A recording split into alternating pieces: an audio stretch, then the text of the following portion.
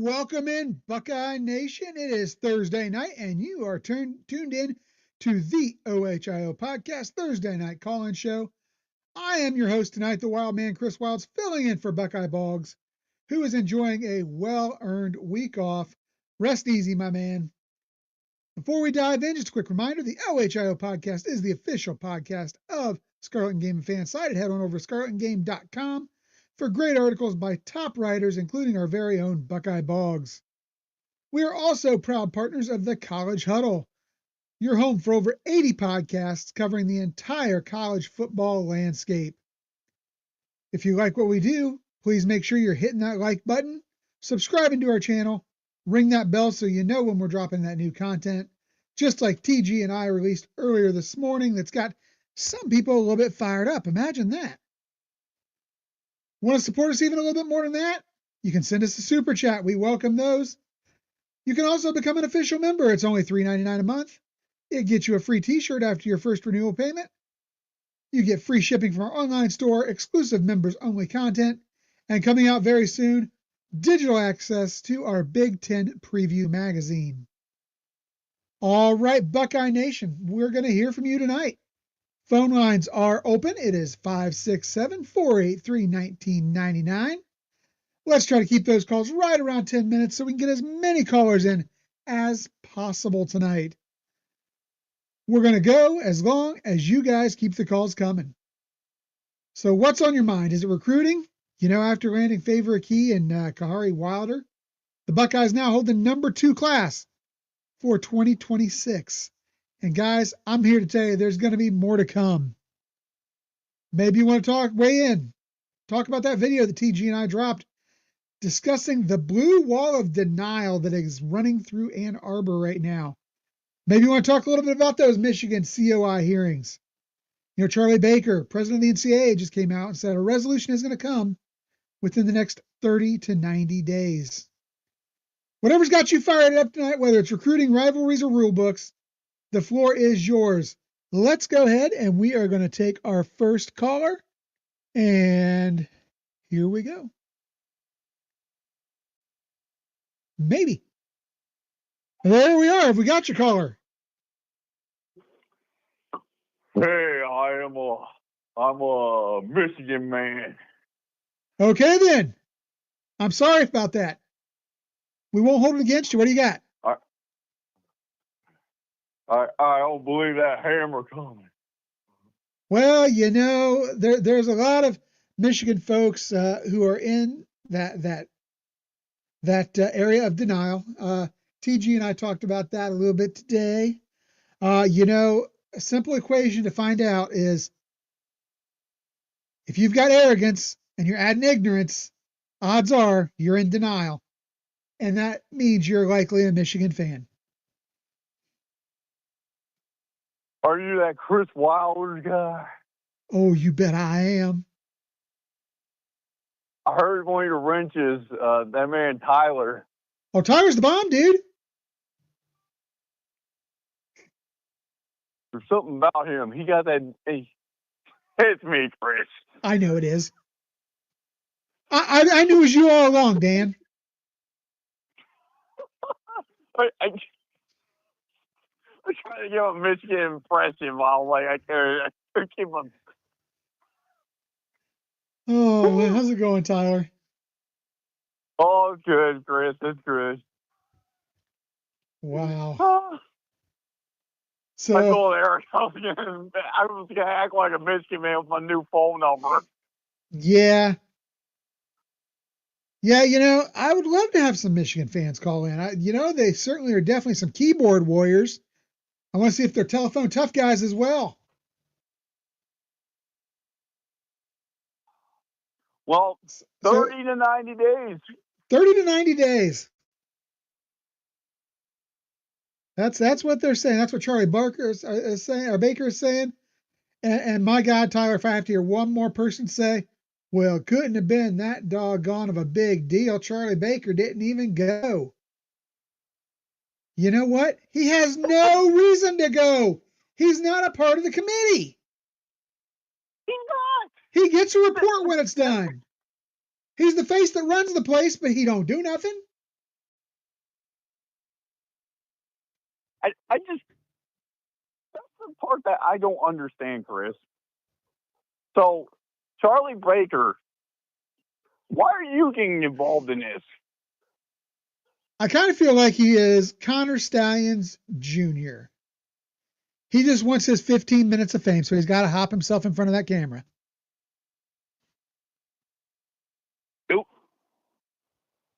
Do we know if, like, this is an honest question. Mm-hmm. Do we know if, would we be surprised if Charlie Baker is not a Michigan man? I don't know Himself? right offhand. That's probably easy enough to find out for you, though. We'll look that up for you. You just keep going with what's on your mind, and we'll check that out for you. Because Charlie Baker, for all he says that Michigan won fair and square, you sound like a Michigan man there, Charlie Baker. Well, he's a Harvard man, and Harvard's football was relevant about the last time Michigan's was, so maybe they have that bond.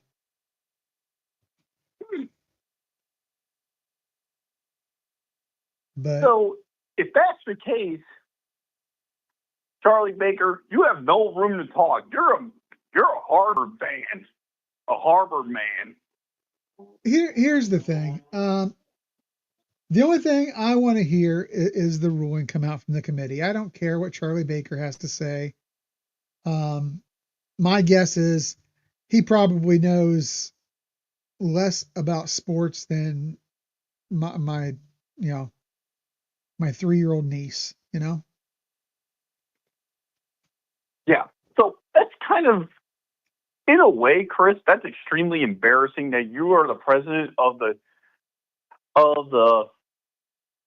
committee of the college football playoff committee.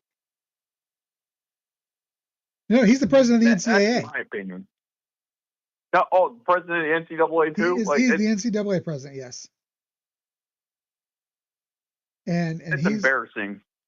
It is, but is it one of those things that he said it was fair and square because either at the time he didn't have the right information, or was he just saying what he had to say at the time? Because these guys that run organizations like this, coaches, athletic directors, they're all politicians in a sense. They're only going to tell you what they need you to hear at that time. They're going to say, I'm trying to think, there's a line in the movie, and Travolta used to use this. Somebody asked him what he was going to say, and he was as little as possible, if that. That is what I feel like we are getting from people like Charlie Baker, from the NCAA in general. I mean, really, it's what we've gotten from Ohio State when it comes down to this as well. They're just, for the most part, keeping their mouths shut. They'll take a jab every now and then, but for the most part, it's everybody's keeping their mouth shut about this and waiting for the ruling to come out. You know what? I have a hard time keeping my mouth shut. I'm glad you mentioned that, Chris. Because I got to say one other thing about that. Okay. You know who I'm really proud of? Who's that? Ryan Day, because he's not getting involved in this at all. He's got a national championship to defend. That's what his mind is on right now, and you can count on that. Exactly. He's not stooping down to Michigan's level. He's not trying to he's not mentioning them by name. He's not getting mentioning what happened up there this past week, last weekend. He's not paying any attention to Michigan at all. And honestly, that takes a lot of patience and a lot of restraint to actually physically not mention them at all. I'll go on record as admitting it. He's a much better man than I am. because I will just tell you right now, I would not be near as calm about this as he is, given what they have pulled. I just, I couldn't do it. I couldn't be as calm as he is about this. I am, and this may surprise you guys. I'm a little bit outspoken at times. I'm a little bit grumpy at times. Can be a little loud and boisterous at times. Um, the one thing I am not real good at is sitting quietly and keeping my mouth shut. Same here. So So yeah, I mean, I give Ryan Day all the credit in the world because he's doing what he should be doing. He is focusing on his team defending their national title. exactly, and I and all the power to Ryan Day for that, because if it were me or you, Chris, oh, we would be any and if we were in that same position Ryan Day's in right now, we would be dunking on Michigan every day. Oh, twice a day and 3 times on Sunday. You So know, the restraint that Ryan Day is like actually physically putting himself through to not pay attention to them is, I tip my cap. That's well, you and I would. I look at it like this. Why worry yourself about something you can do absolutely nothing about? And that's really the position Ryan Day is in. Now, I say that having recorded, I don't know, countless videos about this. Um, and people would say, why don't I take that same advice? You know what? I look at our platform as being a voice to those voiceless who can do nothing about it, but just need to talk about it, just need to vent. The fact is, you know, Ryan Day is doing exactly what he should. And I feel like we're doing exactly what we should do right here. And that is give you guys a platform to discuss it. Exactly, because Ryan Day already has immense amount of pressure of going into that game this year to beat them. Now, it's not his fault. It's not his fault that he hasn't beat them for the past 4 years. But all that we've discussed has all he's been set up for failure. He's been set up for failure. And in the military, you don't set people up for failure, and you expect them to succeed. You don't do that in any line of work.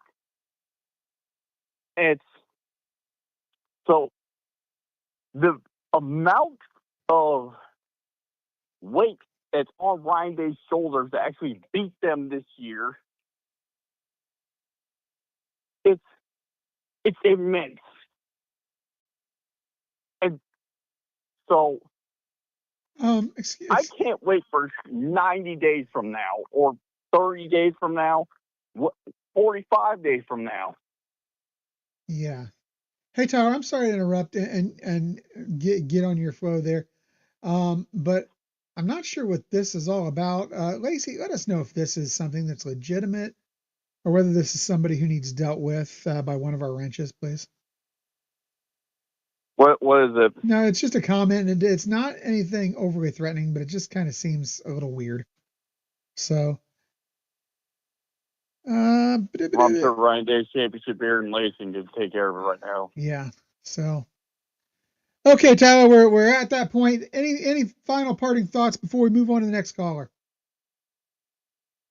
Yeah, I'll just say this one last thing. Hit me. Go continuing what I was talking about. It's Ryan Day. I salute you for actually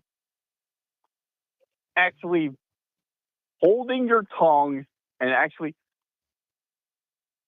having the restraint to actually not get involved and get your true feelings out in the public about them.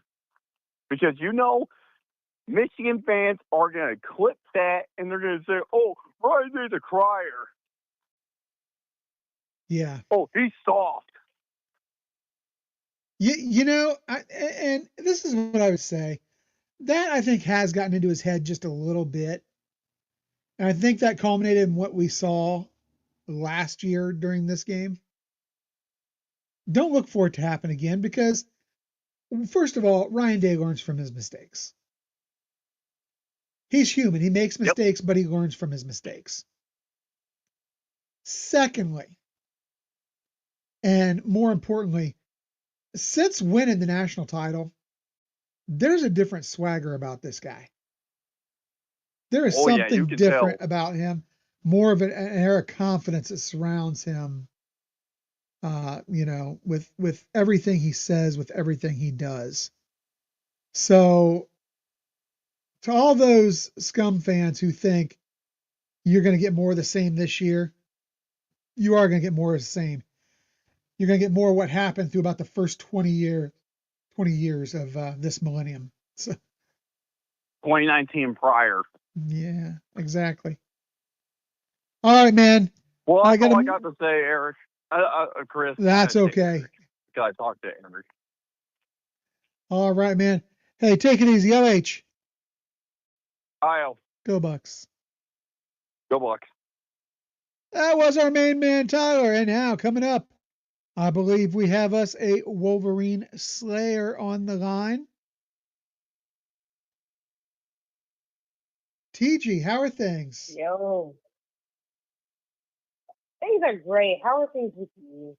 I've been having a lot of fun. I don't know about your YouTube, but mine has been dinging something like crazy today from that video we dropped this morning. Oh, I've been seeing it. Yeah. Yeah, every time that we somebody posts on there and we get a little ding. So yeah, it's going good. And hey, I gotta give a big shout out to the Scum fans who are coming over there and whining and crying about the video we did, because you know what? That's just helping us out. Appreciate it, guys. What's on your mind, TG? Yeah, I mean, it just makes it that much more fun. That's right. Listening to you cry. It deserves. So what's on the Wolverine Slayer's mind tonight? I mean, I could go on and on about it, but I'm not going to. I know, right? I just felt like that. I could go on and on, but I'm not going to talk about it. The gift that keeps on giving, right? Recruiting, right? Yeah, I love. Yeah. I mean, because I could talk about the comment section I've seen, because I could see some of these people who talk their mess will not back it up and continue to prove exactly what we're saying, which is they are total denial in every facet, and it's just funnier. It keeps getting funny. Yes. Yeah, it's hilarious. It's almost I'm almost embarrassed for them, because I think they're too stupid to be embarrassed for themselves. So. Yeah, it's like, and I know some people think like, because, and again, I'm gonna reiterate this: the NCAA don't have to recognize the championship. Correct. As we all know, they don't have to recognize it. We all know that the CFP is its own thing, but as the CFP has said, it's its own. It will follow the rules of the NCAA. If they say to vacate the national championship, they're going to do it. So it's like, because it's no different than the BCS. The BCS was its own thing, and they still vacated, USC's national championship. So they were following NCAA rules. So just don't think that just because they're a quote-unquote separate entity that they don't follow the rules of the NCAA. They follow whatever the bylaws are. They don't care if you break the rules and they say vacate your championship. They're going to do it. So. Yeah, exactly. They're not going to risk their relationship with the NCAA because they make too much money doing what they do with the NCAA. So if the NCAA says this is the way it's going to happen, then that's the way it's going to happen. So. Yeah, it's funny, you want when talking about the 13-10 score, because I know they're going to keep bringing it up. What's funny is my co-host Sean said in the comments, 13-10 was the score they lost to when they played Toledo at home, which I found that so funny. I'm like, well, Oh, at I least you lost know. 13-10 to a Big Ten team. Y'all went 13-10 against a G5 team. Imagine that. Yeah. Well, Like Appalachian State. yeah, exactly. There's no question what school has suffered the more embarrassing losses in their team's history. No doubt about it whatsoever. So, I mean, it's just funny. yeah, but you mentioned recruiting, man. Recruiting, I'll tell you, it's heating up. Larry Johnson gets off the schneid a little bit here with the pickup I mean, of. I actually prefer that he didn't get someone so early because, I mean, we've seen it in the recruiting process when he's gotten guys early to end up flipping out for more money or for some other reason. You never know why. I prefer he gets them later, to be honest. So I'm actually glad he did get this kid, but it was later on instead of like early Yeah, as it's been. Because you see what happens every time it does. So yeah. when Well, people like you say said, like, "Oh, he hasn't got anyone yet," like leave it alone, guys. He's gonna get someone eventually. It's just that you have to let it come around. And again, prefer to get one later than early because we've seen it with a lot of these kids how they just flip out of classes. yeah, exactly. And I really like Kahari Wilder. I think he's going to be a crucial piece for Ohio State filling out that defensive class, or starting to as we start to fill out that defensive class, beginning to fill up that defensive front a little bit. 6'4", 260, got that big 80-inch wingspan. Versatility, could play off the edge, can Yeah. play on the interior. Um, he's got the pass rushing skills, but he adds depth. He's got big upside. Um, he was being looked at by Washington, by Notre Dame, who he basically canceled his visits to both of them. I feel like this is a great thing, TG. I think that he's going to be the first of many, and don't be surprised. I really feel like we could see a flip of Jameer Perez, the Glenville lineman, as I believe it's this weekend. We've got he and his teammate Sincere Johnson both coming in, correct? Yeah, I actually think that's what it was sounded like because I heard, I was just listening to what guys and they talked about him, and so I was like, he very well could be. Yeah, I feel like we get both of these guys out of Glenville, which is not surprising at all. We have got such a great pipeline there with Glenville, all the stars that they have sent our way. Ted Ginn Sr. did a great job up there for years, and has sent us some tremendous talent down to Columbus. And I really feel like both these guys are going to be Buckeyes in the 2026 class. So, is there anybody else out there you're Yeah, really I'm not excited gonna lie, about I'm right love now? him. Who are you excited about? No, I said, is there anybody else you're really excited about right now? Oh, who am I excited about? Is All there right, anybody? potentially. Oh, I think he's huge. That was a great, yeah. That'd be that. The reason why is because it's like it sounds like he's all about his brand. Like he wants to get his brand out there, which is super fun. And it's not like I know we as Buckeye fans kind of get annoyed, but in a way, we all know if this kid commits here, we're going into his brand anyway.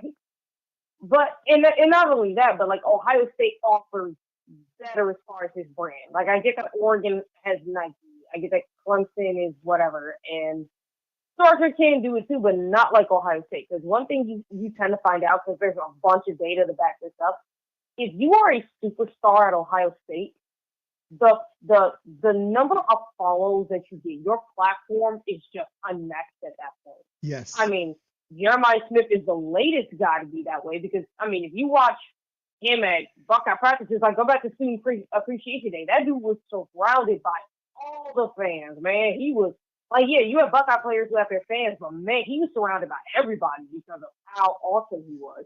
Oh And he's yeah. already seen as this big star already. And then you can even go to Marvin and Mecca, go to JSN, Chris Olave, Gerald Wilson, Ezekiel Elliott, go to Cardell Jones. I mean, CJ Justin and Dwayne are another set. You go to the Bosa, Chase Young, Jack and JP themselves. You can go to a lot of players. Caleb Dow currently, obviously. Like, when Yeah. you're a star at the Buckeye stage, your branding gets even bigger. I mean, another guy you could ask, Tim Walton, because he has a real estate agency, and who are the first people to sign to his real estate agency? Buckeye fans. Yeah. Why? Because Buckeye fans will be the first ones there to support their own.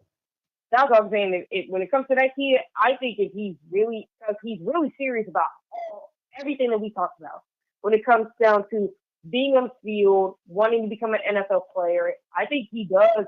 I think he's serious about everything. I do think, again, he wants to do right and build his brand. And what better way to do that than at the Buckeyes? What better way to do that? As well, I think that's what Ohio State's doing right now with their sports group, or whatever they call it, to handle this version of NIL, which is to help players get their branding out further. I mean, we're actually starting. I mean, again, we're already seeing it with Caleb and Jeremiah because they're in commercials and stuff. We're actually seeing it with current players currently. They're in commercials. They're building their brand. They're building their social media following. Like, they're building something. So, in my opinion, for Tyler Atkinson, you see about all that? I think it could be easy for him to come to Ohio State.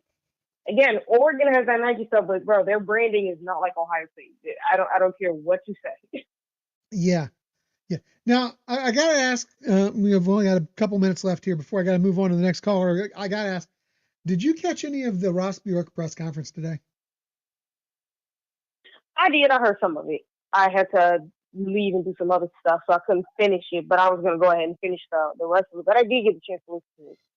So what do you think about this concept that they've got with the way they're going to start, because they still intend to keep the full 36 programs is what they're saying. Now, I don't know how feasible that is long term, but they still plan to keep all 36 varsity sports. However, the money they're going to start paying out to only 4 sports. That being football, men's and women's basketball, and women's volleyball. Oh. That is the sports where they're going to pay out at the moment. Now, that being said, $2.5 million is going to be a lot of scholarships as well. And I think that probably is going to be spread through the other varsity sports. So it sounds like the other varsity sports, you're still going to get your scholarship, you're going to get your free ride. But if you want to make the money, you need to be playing football, basketball, or women's volleyball. That's a way to approach it. To be honest, I kind of actually like you starting off with only 4 sports. Yeah. Because do you really need to get paid with? Does the pistol people really need to get paid? No. Do these those might be the people you want to pay, TG. You don't want to upset the people with the guns. No, but you're not going to want to pay them because they don't make that much money anyway. You're right. Like, the pistol and rifle teams do not need to get scholarship, right? I think the Olympic teams, for the most part, are the ones who aren't really going to get paid. I think that eventually you're going to see it go to soccer, baseball, softball, and hockey. I think, and maybe even eventually men's and women's lacrosse. Eventually, you may see that those may be the only sports, along with men's volleyball. Yeah, but that's it. And I think you can actually manage that. Whereas the other ones, you can just give them a free scholarship and say, "Look, you can build your own brand and make your own money. It's not hard, and you can give them opportunities to earn their own money via internships. Correct. Not like obviously businesses in the state of Columbus. Yeah, so I actually don't mind that. They still have an NIL opportunity. So I mean, they're still going to have NIL opportunity to make their own NIL, which is the good thing about it too. Is that the other thing? You can still make your own NIL money with the businesses that are involved with Ohio State. But obviously, we all know what has to happen there. But again, I still think there is opportunities for them to make money. It's not the worst thing in the world. They get a free ride to school. They get to go live out their dreams, and they get to go make money at whatever it is they wish to do. Because remember, even though you're an athlete, it's not like you don't have job aspirations of what you want to be. So they still go out and do that too. And like I said, you can get internships and stuff, real jobs. Absolutely. And people will be willing to help you out. So I don't mind that. All right, TG. I think that's kind of smart, to be honest. You got a parting shot before we go? I got to go to the next caller. Yeah, screw scum. You still suck. Have fun. crying in your pillows when everything gets taken away from you. I don't care. You can keep on saying nothing's gonna happen because if nothing was gonna happen, you would have settled by now. So no, screw off and go Buckeyes. OH. Oh, go Bucks. Have a good night, TG. You too, Chris. All right, that was TG the Wolverine Slayer. Guys, lines are open 567-483-1999. I have 3 in queue right now. Let's move on to our next caller.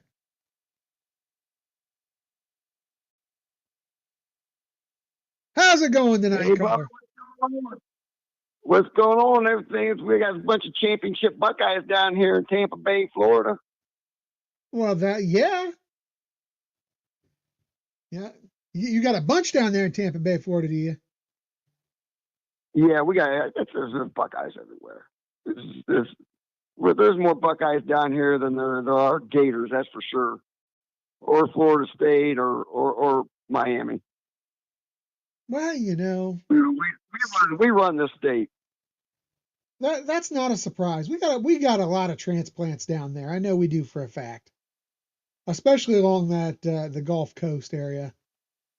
So the Gulf Coast is thick. Yeah, thick. Really, I think over around the I also think over on near Palm Beach, like West Palm. Daytona is pretty thick as well. Daytona, Daytona, Lauderdale. I know that Broward County has a pretty good size alumni club down there. Yes. So. Yeah, there's a lot of Buckeyes over that way too, from what I understand. But the West Coast, man, it's all the way down to Naples, man. It's thick, man. But yeah, I didn't catch the your show today with TG. I didn't get a chance to catch that. That's okay. It's about a half-hour video, and it's up on our YouTube channel. You guys can go back, pop on there, check it out. It's actually doing really well, and make sure to take the time to read the comments and make a comment, because we got a few of those keyboard warriors in there who are trying to stir things up, but that's okay. We enjoy that. Yeah, they're just throwing everything against the wall right now, because they know deep down it's not going to be good. No. They have no more recourse, and this isn't going to go to in any court. Anybody that thinks it's going to go to some adjudicated in some federal court or something like that, you truly are delusional, because that's the last thing you want to happen, because a little thing called discovery. That's right, folks, and that would be really, really bad. If you remember, once the evidence was shown to Jimmy, all of a sudden they didn't show up in court. Didn't show up in court. He took his cheeseburger and ran off to the West Coast. Yeah. Where apparently he has some chickens. Good riddance. Good riddance with him. And Tyler's right that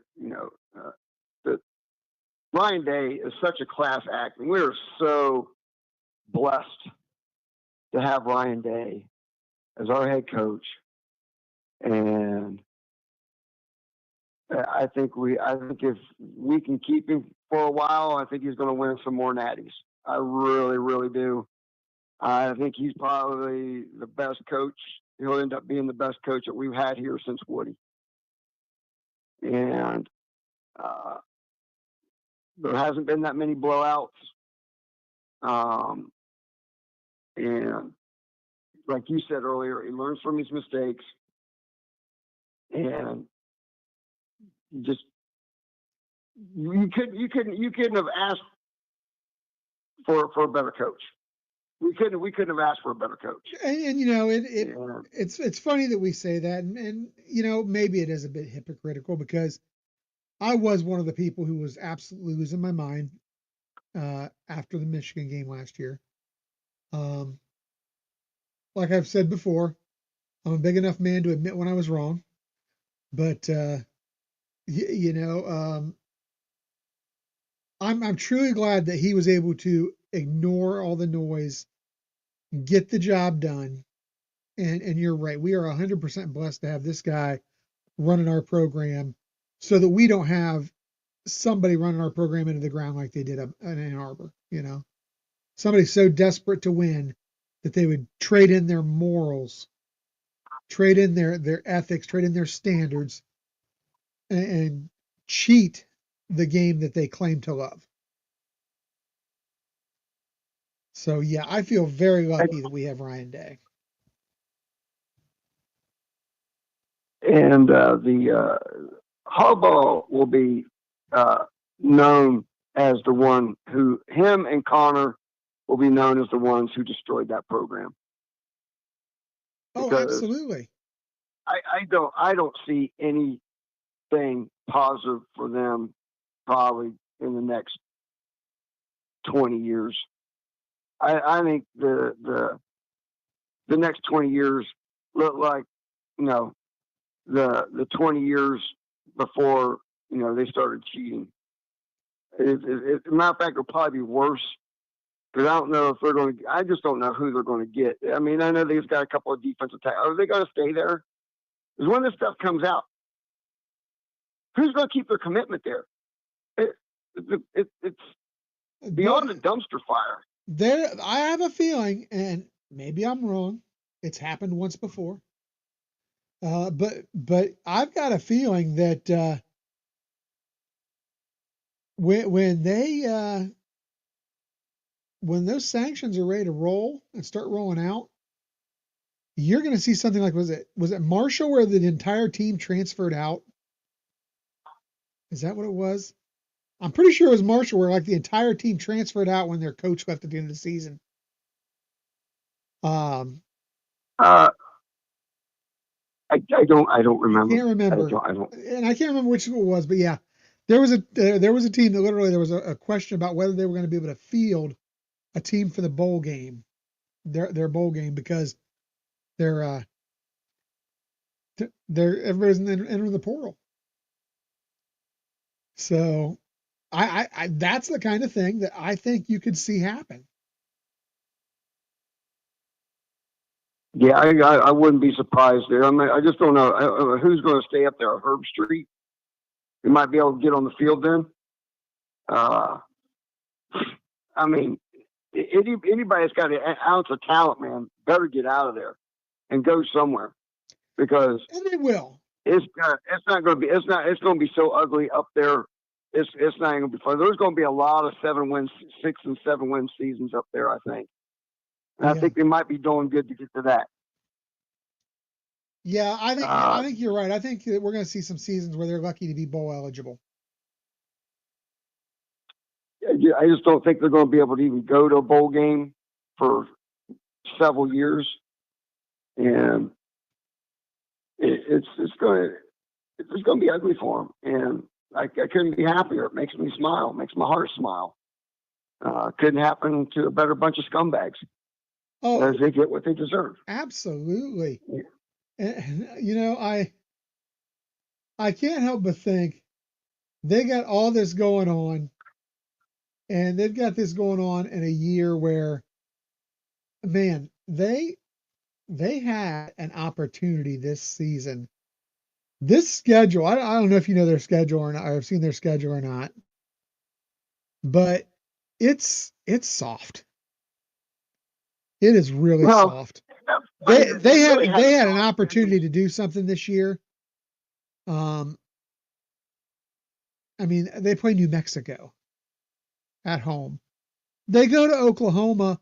I'll tell you right now, if Underwood's in there, he's going to be running for his life in that game, because guys, don't sleep on Oklahoma's front four. They are tough. They have a very good defensive line that gets after the quarterback.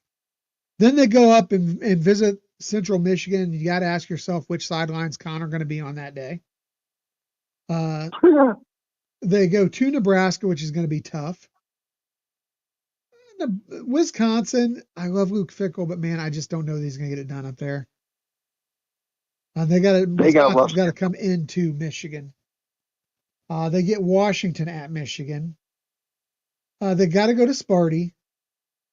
They get Purdue at home. They get Northwestern. They go to Maryland, and then they play Ohio State at home. You tell me on that schedule, outside of Ohio State, who would really take down this team? Oklahoma, I think, has a good opportunity. But here's the thing. I think that they get to a point where I don't know how many of these kids are here when the season kicks off. I really feel like if the NCAA does what they should do and gets this ruling out by mid-July, you are going to see key figures enter the portal like right away. Because if they do come out and Sharon Moore's given a show cause of a year or more and a suspension, Michigan's going to cut ties. We know that. Michigan's going to cut bait with him. That opens the portal and allows those kids to transfer again. And honestly, I think the NCAA needs to open the portal for them either way when the sanctions come out. If the sanctions are severe, they need to open the portal and let these kids have an opportunity. Especially your upperclassmen who, this may be their last shot at a winner.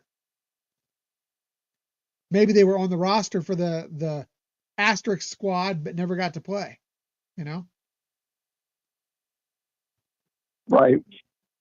Yeah, I think the NCAA is going to hit them. I've been saying on here that they're going to probably hit them right before they go into fall camp. Yeah. Right as they're going into fall camp, or they just start fall camp, because I think they're trying to inflict as much pain on Michigan as possible. And they should, because of the way Michigan handled this whole situation. That's absolutely what they should do. and yeah, there's actually hold on a second. You're going to love this. So the absent Podfather gifted a membership, and apparently we have a quiet stalker in the chat because that membership was received by one Blue Wolverine.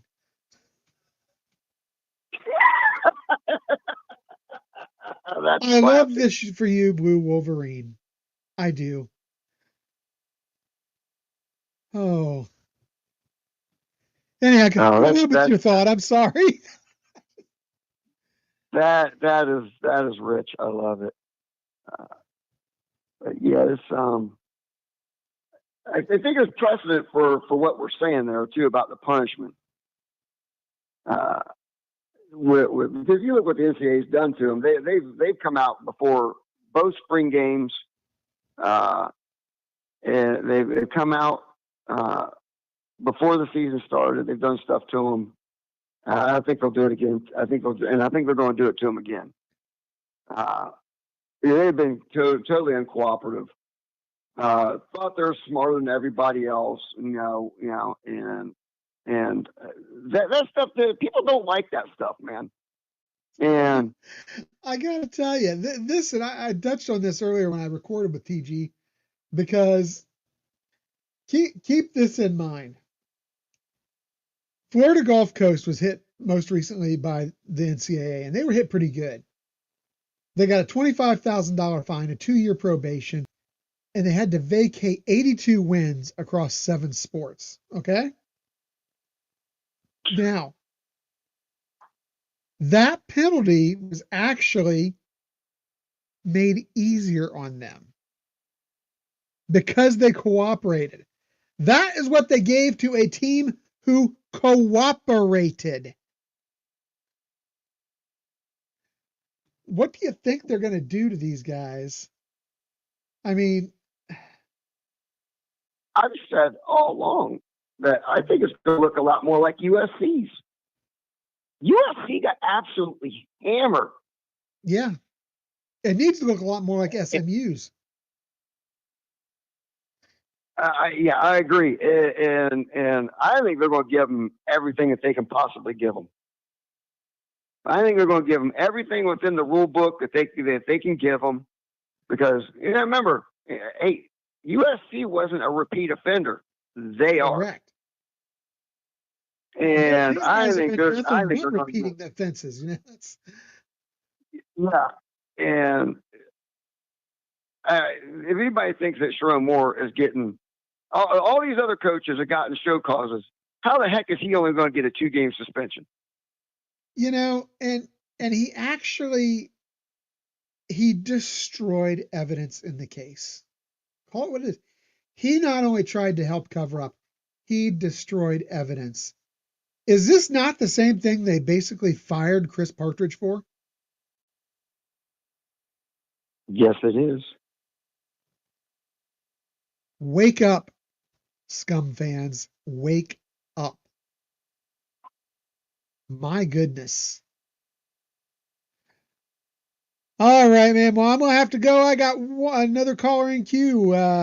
Any parting thoughts? Yeah, just one thing. The Army's birthday is on Saturday. 250 years. Been around 1 year before we were a nation. Go Army, beat Navy. All right. You heard it there first. All right. Thank you. OH. Oh, Go Bucks. All right. So, yeah, 250th birthday of Army. Wow.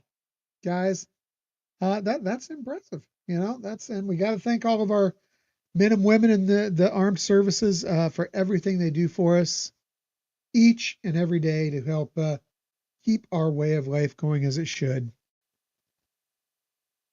All right. I'm getting ready to take the last caller out of queue because it looks like we've dropped one. So, guys, after I pull this call, all lines will be open. 567-483-1999.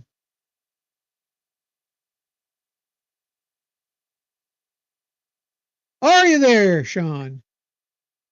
I'm here. What's happening, my man? Man, I'm just enjoying the show. I tell you what, I just want to congratulate you and TG, my co-host. That was an awesome podcast that you guys did. That was an awesome video you guys dropped this morning. I loved it. I even got on there and went at a couple Scum fans in the chat in there. Well, So I'll tell you, I've been battling with them idiots all day, man. it was a good one. I enjoyed it. I enjoyed the one we shot the other night, even though it had no audio, so we're gonna have to do another round on that. But anyhow, yeah, it was a great video. I always love when we get to collaborate with you guys. TG has a way of just bringing those facts in a very fiery way. And I couldn't be more pleased about the reaction it's getting on YouTube. Like I told her, that the phone's been dinging all day, and that's always a great thing, even when it's those keyboard warriors from up north, man. So, what else is on your mind tonight, sir? Okay, this is what drives me crazy.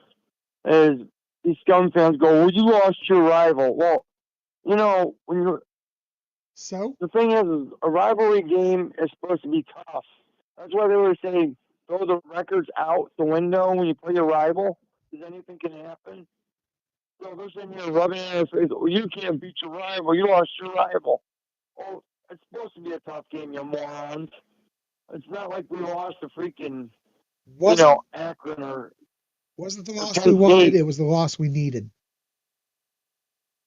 They sit there and say, well, you guys were 20-point underdog and lost at home. Well, 13-10 score to Toledo. You guys lost to Toledo at home. How big of a underdog were they? Or how about when you guys got beat by Appalachian State at home? Michigan is the only P1 Power 5 school to lose to an FCS school and a MAC school at home. Only one in history. So congratulations, bozos. And another thing, they think this Charlie Baker quote. It was taken out of context, for the love of God. Yes, it was. They just took a little snippet of it, twisted it around to fit their narrative like they do to everything. They're the kings of that.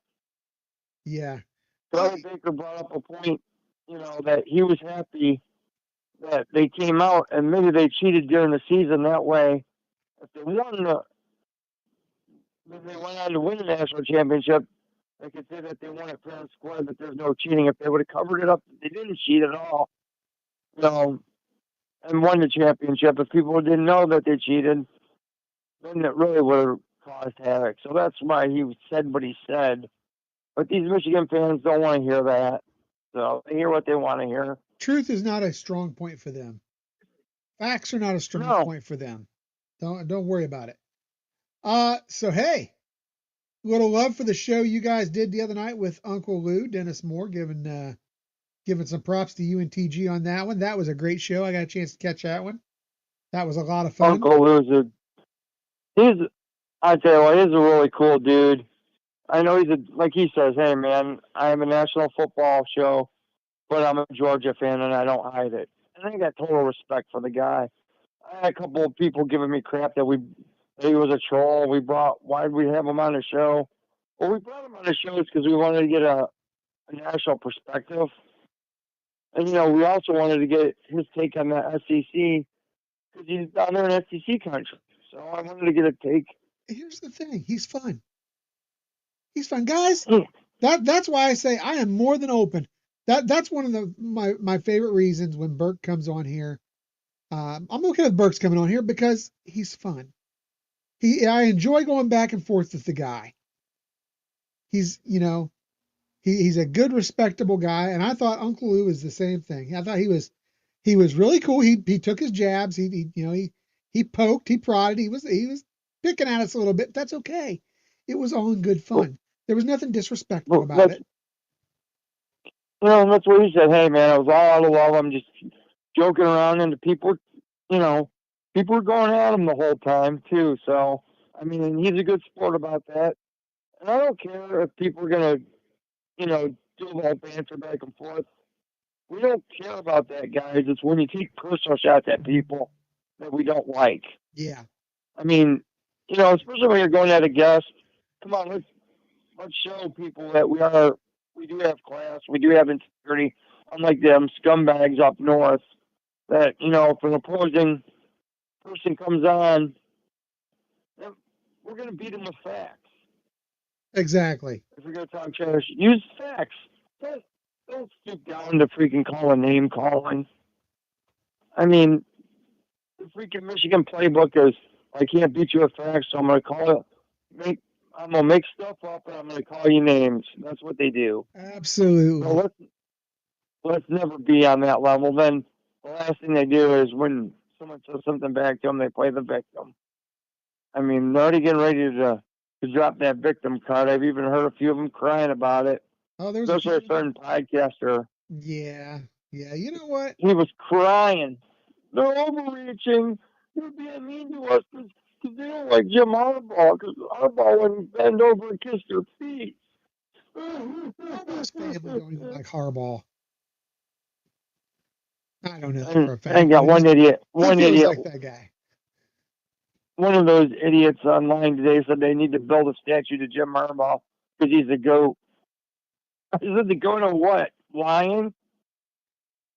I saw that's like I saw Spiro had a good little video up of JJ McCarthy.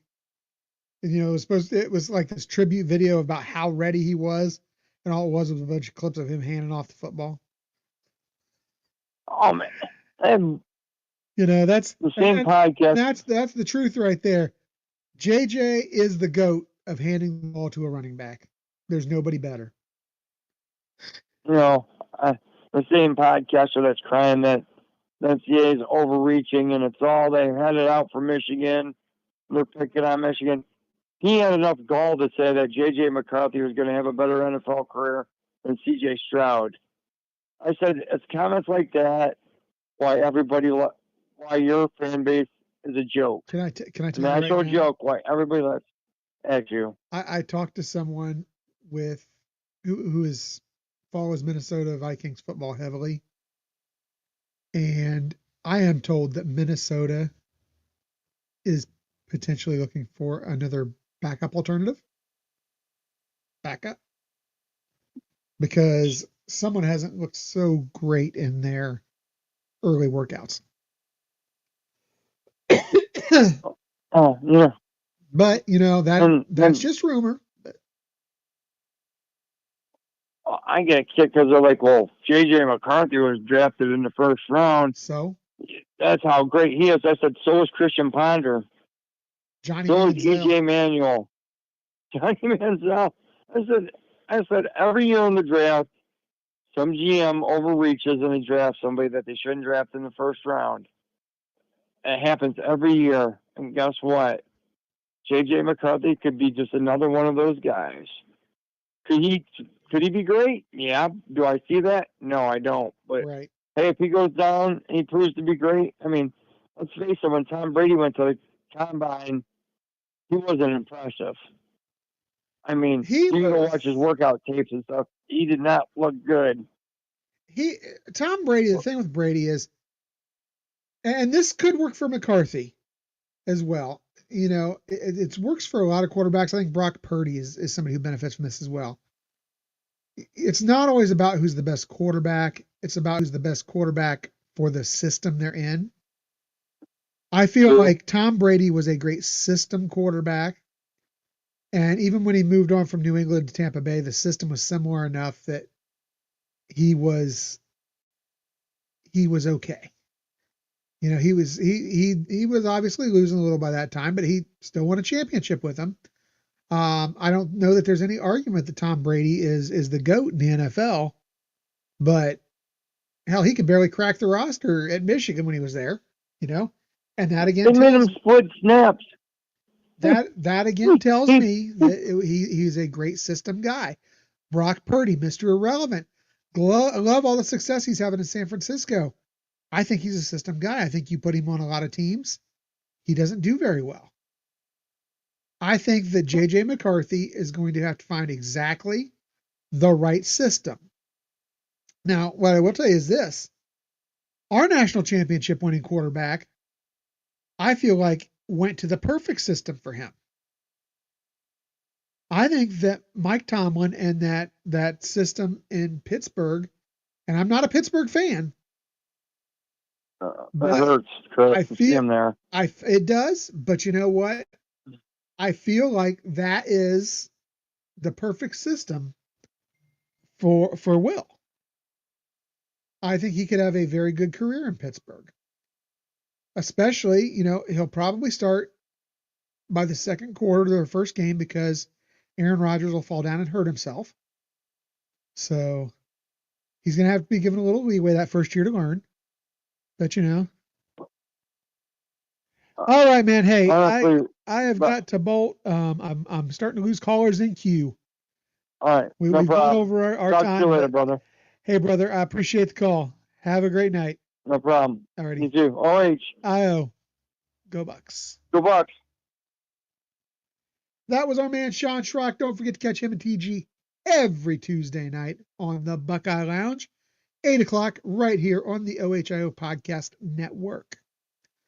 All right, next. Well, before we get to our next caller, Bobby Mack has a super chat for us, $2 super chat.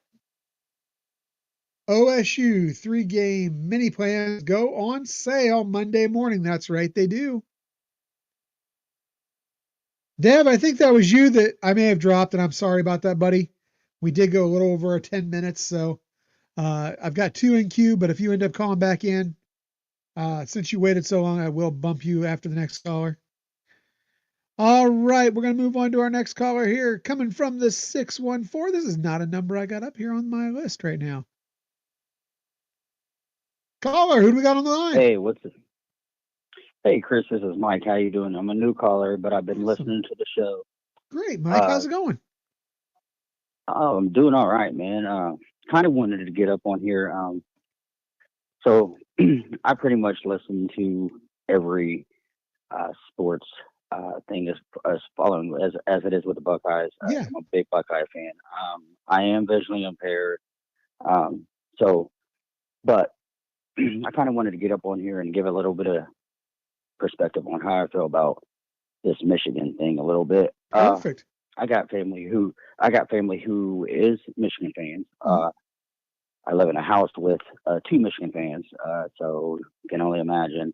Uh, they've kind of been thinking they, own Ohio State, Mhm. and I mean, how can you honestly think you own the Buckeyes? Really? I mean, yeah, maybe 40 and 50 years ago, you might have had a better shot at even bringing that up. But in the last 30 years, especially in my 36 years, be honest with you, we've probably won about what 25 of the 36, maybe. I mean, I could be talking a little crazy, but it seems like it. But Well, um, also, let me just tell you go ahead, this. Chris. Since 1950, Ohio State Mhm. leads the series 39, 30, and 2. So they're going to have to go back at least 75 years. It's going to be more than 75 years to actually find the last time their record was. I mean, yes, they lead the all-time series. They were wonderful. They were a great team before the advent of the face mask. Mhm. Right. But in the modern era of football, they can hardly say they own a team when since 1950 they are down by 9 games. So Yeah, and also, Chris, I want to kind of point something else out. go ahead.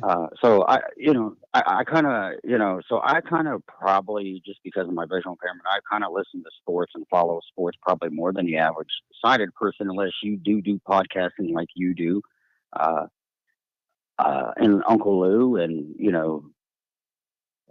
Dave Biddle at Bucknuts and all Yeah. them guys. I love every single one of them. They're great. But I'm gonna tell you, my most favorite person uh, ever, and that's on your show is TG.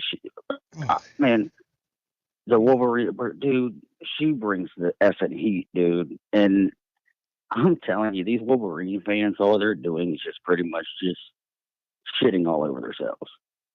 And they can't take the punishment. And they want to criticize Ohio State. They want to criticize Ryan Day, talk about how we've lost the last 4 games. But Michigan fans, check this out. All right, I'm visually impaired, and I probably actually see more than it seems like any of you dumb fans have actually seen in your life when it comes to knowing what truth is. Uh, I mean, you can absolutely 100% tell this was the biggest scandal to me in college football history.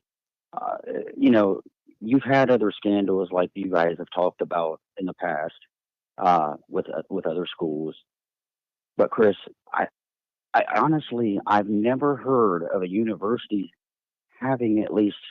I mean, what do they got up there? About 7, 8 investigations going on up there in Ann Arbor. I it's mean, ridiculous. I mean, this has been yeah, the entire Harbaugh era has been nothing but one giant investigation that's now carrying on into the Sharon Moore era. It's it, yeah. Like it's a problem. It's a it's big very. problem. And also, so I kind of wanted to actually ask you about the 2025 season. Mhm. And my expectation is Ohio State goes out there and repeats as national champions. Now, I love Ohio State. I have been a big, passionate Ohio State football fan. We've always been consistent. As a matter of fact, we've been the most consistent team when it comes to winning games in the past, however so many years it's been. We've won 10 plus games a year. Um, but I think what bothered me most, being well, still kind of does, and I hope Ryan Day changes that, and we go on a run and win multiple titles, is they've compared us to Alabama. They've compared us to Georgia. Um, And to be honest with you, I think that we should win, and I know it's hard, but I think for Ohio State, hopefully Ryan can take us on that run where we win multiple titles. And to be honest with you, he will win another national title at Ohio State. I don't know whether it's this year or the year after, but I think in the next 2 years, it's possible, Chris. This team can go on a three-peat. Yeah, we touched on that the And other night. It's possible. It's very crazy, dude. If you talk to Michigan fans, they're like, "Oh, well, we're going to beat you again." Michigan, you could win the next 3 games against Ohio State, and the next 3 years against Ohio State. But guess what? In the next 3 years, you still won't make the playoffs. You might beat Ohio State 3 more years in a row, but guess what? Ohio State can still win the national championship all 3 times. Yeah, and that's in those I'm 3 tired years. of hearing that out of Michigan fans. By the way, tired of seeing the clip. They like to bring up this clip and they like to run with it like they do the words or like they do the score 13-10. It's a clip of Urban that said you shouldn't be able to play for the national title if you don't win your conference. You know what? At that time, just like with Woody Hayes when he had said you shouldn't play for the national title if you don't beat your rivals. At that time when they were coaching, that was true. That's not true anymore. Well, guys, it's just another game now. It's just another game. Yeah. And there's going to be a time, Chris, where in a season where, and we know this is going to happen, Chris, there will be a time where Michigan wins a national championship but loses to Ohio State. Sure. There will be a time where it's possible where both of these teams meet up in the national championship game. Now that I don't know, that could be a long way out from now, depending on what sanctions the Wolverines get. But to be honest with you, I think they're toast. They might.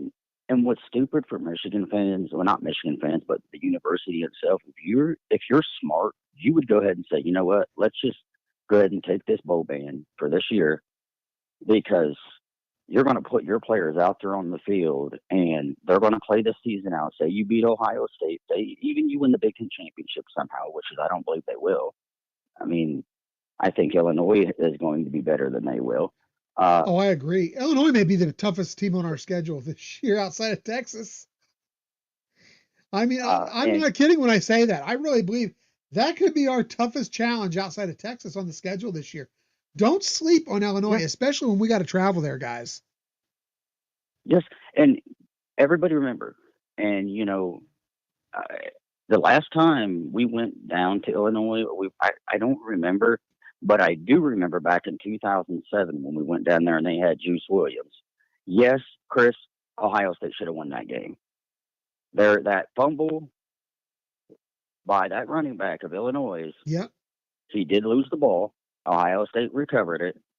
And I know I'm visually impaired, Chris, but it's just, I know when right is right. And I pay so much attention to the game because of this. And let me just point this to anybody who is not visually impaired. Right? Okay. So just because you see what you see on the field, right? Mm-hmm. Stats is the same of what you see on the field, pretty much. So when you go by stats, you go by and see what people do on the field. That's pretty much how I take in perspective of the game and how certain coaches and how certain things go. It's the same thing as just viewing it with your eyes. You're just viewing it with going by stats and understanding the integrity of the game, which is something that Michigan never understood, apparently. I love taking shots at them, by the way, and it feels so great to know that the sanctions will be coming. And I can't wait. I can't wait to see the saltiness on my brother's face. Well, not see it, of course, but just know that he's going to have know saltiness. That it's there, right? Yeah, and I remember one time, dude, because I came home, and because I take Uber, being visually impaired, of course. Mm-hmm. I came home, and the Uber driver goes, "So are you a Michigan fan?" I'm like, "No," and he goes, "Can I take a lighter to that?" And I'm like, "Oh, I've got a few people in there that's Michigan fans." So we joked about it and everything else, but it was great to get on the show tonight, Chris. Yeah, I appreciate it, Mike. I hope to get up on here some more, man. And I tell you, I wanted to eventually connect with TG and have a conversation with her, man, because she is awesome, dude. And I love the show because everybody, you guys always have great calls, but she is the best thing. And that's, Oh yeah, I don't know who's going to top her. She's fire. No doubt about it. She's fire. All right. She brings the heat, dude. And thank you very much, Chris. Thank you, Mike. Don't make yourself a stranger. IO, go Bucks.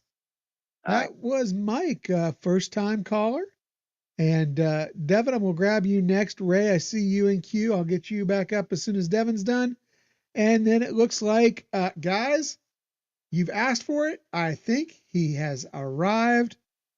Your buddy, Caden the Man, is in queue as well right now. So let me get Dev up on the line next. And Devin, you there? Yeah, what up, brother? How are you? What's happening, my dude? Oh, play me a little zombies. You ever played the old zombie game on Call of Duty? Yeah. My son had me play that one time. I'm not so great at the zombie game. I'm pretty good at the regular Call of Duty, but I'm not so good with the zombies. Well, the funny thing is just I'm good. Yeah. I don't play video games. I play the new college football game then zombies. I've only ever played. I'm really good at zombies, but that's it. Yeah. So. But dude, I got a question for you, man.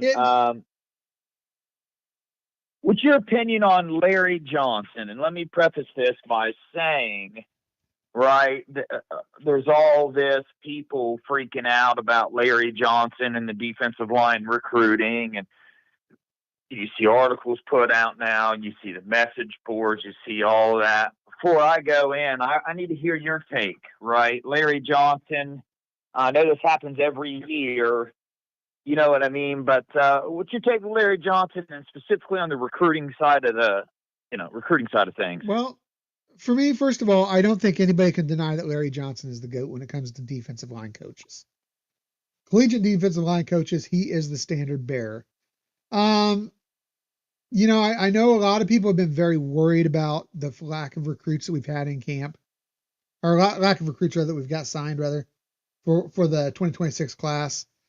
But I love the addition of Bo Atkinson. I think that Kahari Wilder is going to be a big pickup for us.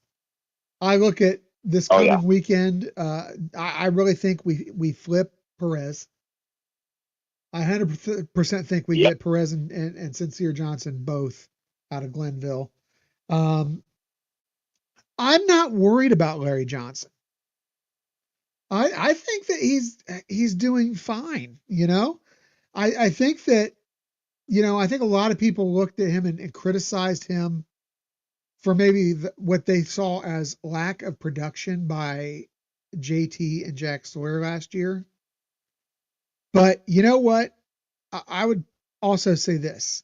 I think part of that was scheme. They were in I don't want to say a bad scheme. They weren't necessarily in the right scheme to allow the defensive ends to be as aggressive as they might have liked to be. The other thing is, I truly believe that when we needed them most, they stepped up.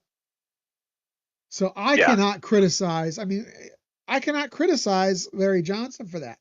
I feel like he is doing great, and I think that he should be welcome to stay at Ohio State as long as he wants to, as long as he's still producing. I do not worry about Larry Johnson. Yeah. See, where I'm going with that is, for years as a fan, right, after every season, I've always heard about this Larry Johnson thing. And I've always heard, hey, for some reason, the beat, right, and certain reporters are wanting Larry Johnson out. And I always pushed it to the side thinking, that's just nonsense drama. But now that I do a YouTube show and I'm way more involved with it, this year I've seen how obvious it is, right? That the questions asked in press conferences, the articles written are all geared around making Larry Johnson look bad, like pointing out his faults, because there's no perfect coach. Yes, there's things that I don't agree with, how Larry Johnson does his recruiting, but that doesn't mean I'm not, he's Larry Johnson. I'm a freaking fan. You know what I mean? I trust that him and Ryan Day and the defensive staff know what they're doing. He's been pretty successful at it. It's just confusing to me because this year is the year that I have seen very obviously about the beat in certain people, like trying to make it seem like Larry Johnson doesn't do his job. For instance, this Corey Wilder commitment. Several articles were written about how Matt Patricia deserves all the love, how good he did. Shout out Matt Patricia. And I get that he's a new coach. Yes, we want to show him love. So this isn't me taking a shot at Matt Patricia. We know he's a phenomenal pickup on the recruiting trail for sure. He's killing the game. Yeah. But Corey Wilder said out of his own mouth, after speaking with him personally and also seeing another article all about Larry Johnson and how he signed with Ohio State because of Larry Johnson. Larry Johnson's the GOAT. His family loved Larry Johnson. Larry Johnson this, Larry Johnson that. That's what the recruit himself is saying, yet everybody else is putting out, not saying congratulations, Larry, not talking about how he did such a good job or anything. So it's just become more obvious to me, and I really want to know why that is, because now I know it's true. I see that certain people, they want Larry out of there, and I don't know why that is. Well, that's what I'm curious, why? And Deb, I kind of feel like these people that you're talking about, and I know who some of these people you're talking about are, and I'm not out in the business of calling people out like that. But yeah,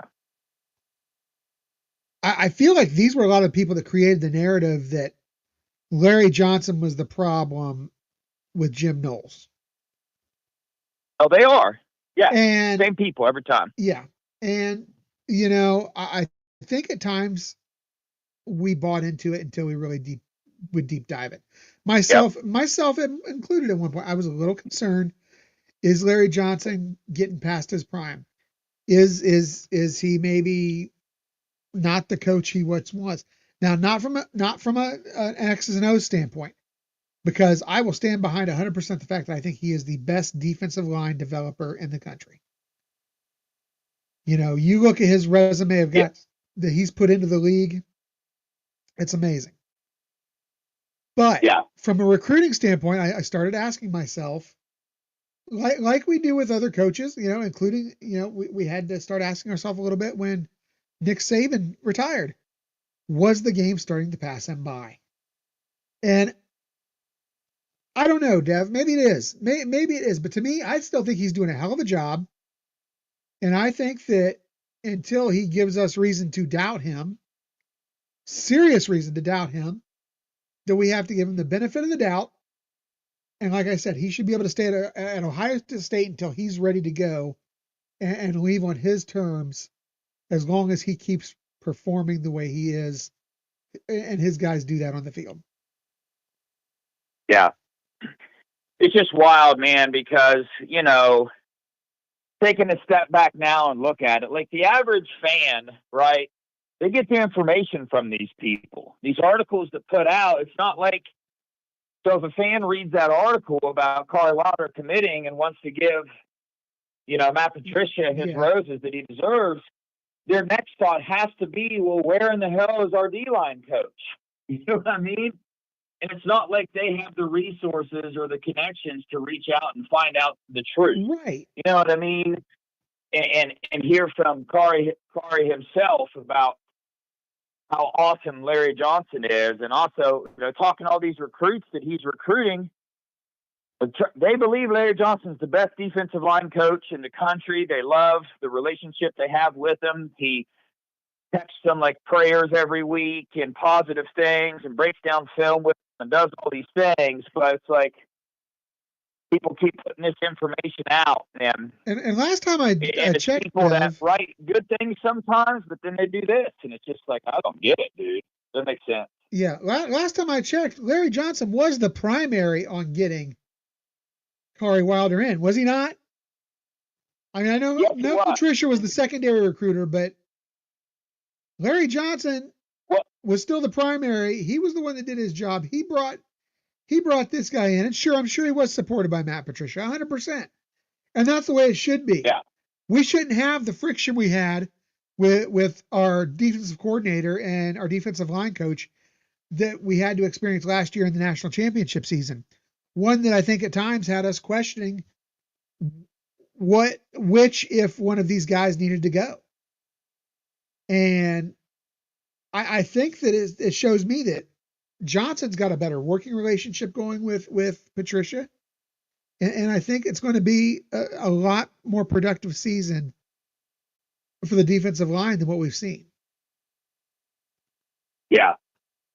I know Larry Johnson's had his struggles in recruiting. The 22 and 23 class lost some people, but think about the grand scheme of it. Those are the years where everything was changing, and Ohio State was keeping the way they recruited the same, which is a benefit now with the rule changes. Now Ohio State is now ahead of everybody, but back then it was new to everybody, and it might have taken Larry a little bit longer, and whoever else helps Larry a little bit longer to figure out how to recruit in this new era for the defensive line. But I'm not worried this year at all. We're about to sign a very, very good D-line class. But I appreciate you, man. I know you got a line of callers. Yeah, I just wanted to get your Deb. thoughts on it. Hey, I appreciate the call. You have a great night. And guys, yeah, brother, make sure that you go over and check out Devin Mello on the Buckeye Boys as well. Guys, they do some great work over there. And I actually caught a little bit of you guys before I prepped for my own show tonight. So you guys did a great job over there tonight. I'm gonna shoot Eric a text message about getting you two on a collab here coming up soon. So hopefully we can get that scheduled. I appreciate it. Hey, you have a great night, Devin. You too, man. OH. IO. Go Bucks. All right, that was Devin. And up next, we have got the man, the myth, the legend. We have Ray on the line. And Ray, how's it going? Chris, how's it going? How come Eric ain't on tonight? Eric is getting a little bit of well-deserved rest. He's getting a well-deserved break. He is out camping with his family this week. Oh, okay.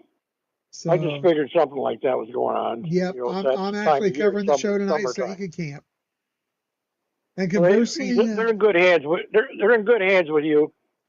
I like to think so, but let me just tell you guys this. I learned this week. I have learned a lot, and I have got a new respect for what Eric does, because I mean I do a lot with the podcast, but I had no idea what Eric does for the podcast. I mean, and this is just me helping to cover this one.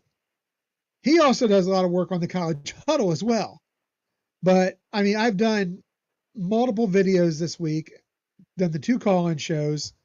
We got Sunday night, we got our roundtable show.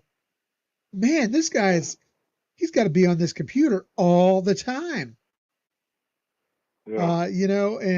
And I love it. Don't get me wrong. I've loved it. I've enjoyed this week, but doing it each and every week the way he does, but multiply what I did still probably by at least 2.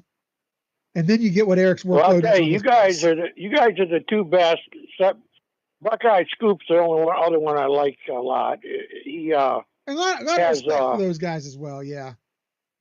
Yeah,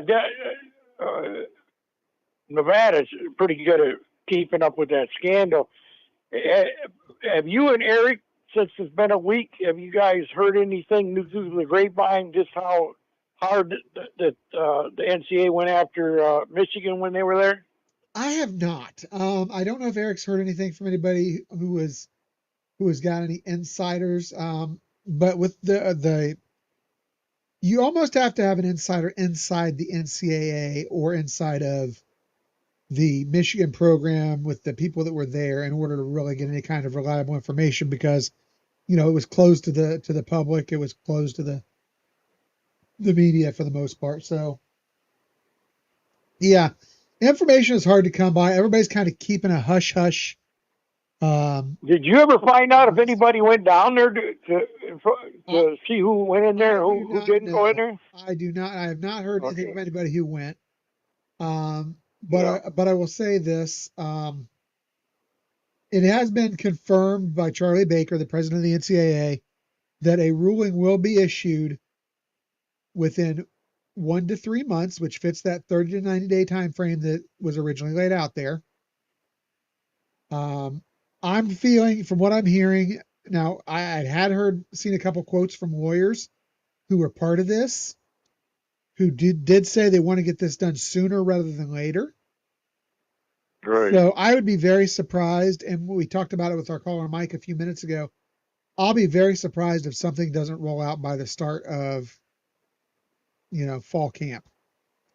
So Right. I That'd really be the end feel of like July, right? towards the end of July, I That'd be really the end feel of like July. it Yeah, might that's slip what over they into should early do. August. Get it over with. But I think, but here's the thing, Ray, and I'm as impatient as everybody is about this. I know. I really feel like, to me, this is them really trying to get it right, 100% ironclad. Right. They want nothing that anybody can complain about, appeal. Right. They want to make sure that when they give out this hammer, that it's definitive.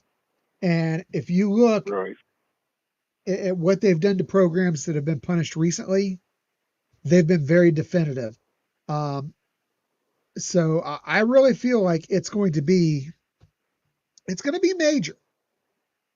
Is it going to be everything we want? I don't know. I don't know. I don't either. But I think it definitely has the potential to be. Like I said, they went easy on Florida Gulf Coast. They went easy on them. And easy for Florida Gulf Coast was vacating 80 games, a $25,000 fine, 2 years probation. And that was going easy on them because they cooperated. Michigan. You know that guy that was on there from Michigan. That guy that was on there from Michigan State. Spiro. Broke the story. What's his name? Was it Justin Spiro? He swears up and down Michigan did not try to stop. I know for a fact. I talked to this huge guy for the Michigan football dinner 4 or 5 years ago, and he said, "We're not going up there to take a beating. We're going to screw them out of be able to get in the playoff." Now I know damn well that guy don't know what he's talking about on that part, because I heard that guy tell me that they were going to screw Ohio State out of be able to go for a playoff berth. Yeah. Remember that back then you had to have so many games, and Ohio State, they had that suspension for the first 5 or 6 games. Right. And they changed the rule to allow Ohio State to get in. Because if it had been under the old rule, even with the one loss, Indiana would have gone to the championship game, I believe it was. Michigan did not. Do you believe Michigan wanted Ohio State to get in there? Oh, Michigan did not want Ohio State. Jim Harbaugh, at that time, it was about 2 things. It was about screwing Ohio State, and it was about Jim Harbaugh keeping his job. Yeah. Because had they come into Columbus, the joke is always hang 100 on them. I really think that Ryan Day could have hung 100 on that team. I truly believe that. He had to build his resume up. He wanted to leave the NFL for the last 3 or 4 years. Yeah. As TG had pointed out, they wouldn't take him. Nobody would take him. Yeah. As TG pointed out when we shot our video this morning, that year, Michigan was very close to potentially being 0-6. That they had 1 touchdown wins over Purdue and was it Northwestern or Illinois, somebody. But I can't remember who it was. But 2 of their wins were by. They were terrible. I watched them all year. They were terrible. Yeah. So that year, Wisconsin clobbered in the Big House by about 30, 40 points. Wisconsin tore them apart, and Penn State beat them in the Big House. Yeah. But for there wasn't no fans in the stands either, though. Yeah. But you know what? Here's the thing. To me, Ray, I just feel like it was it was a calculated ploy on the part of Harbaugh to front, save his job, screw Ohio State. They had no COVID. They would not have had a full team practice the next day if they had COVID running rampant in the building. Yep. It was a lie. It was crap. It was just more of the hairball antics, more disgraceful behavior on the part of, without a doubt, the most corrupt, most disgusting, most disturbing, and the most depraved sports program in all of college sports. Hey, going on to our players, Yeah. do they work out? They probably work out with each other off campus or whatever, don't they? During the off season or what? Yeah, you get groups of players that work out. The only thing is there are dead periods where the coaches cannot have any football activity with the players. Right. There are some dead periods. But I hope our new quarterback is working out with our receivers to get him down, be ready. Don't worry one bit about Julian Sand. Julian Sand is going to be tremendous. I'm feeling very good about what we have coming up. And you know what? If I'm Julian Sand, I'm excited because I know I don't necessarily have to go out there and play the hero. I can go out there and work my game. I can take my time because I have two very good running backs. You know, not heavily proven. Obviously, we got CJ coming over from West Virginia, who since he dropped that weight looks like an absolute beast. By the way, guys. And then we have James Peoples, who in limited action last year did very well running the ball, averaged 7.4 yards per carry. I mean, that's awesome. We got a couple of very exciting freshmen and Bo Jackson and Turbo Rogers. We still have how tall is our quarterback? How tall is he? Julian, he is he's listed at 6'1", I think 208, if I'm not mistaken, something like that is what his listed numbers are. Now he looks to me like he's actually put on a little bit of muscle this off season. So I'm not sure exactly what his measurables are at this moment. Can he run and pass? He is mobile. Can he do both? Yes. Does Ryan Day want him to do both? I don't know. Probably not. Not unless he has to. But at the same time, I feel like if necessary, yes, he can do both. But yeah, I mean, he's going to be good. He's got the best skill positions in the country to help him out. He has a fairly established offensive line in front of him. Yes, there's some concern about the tackle positions,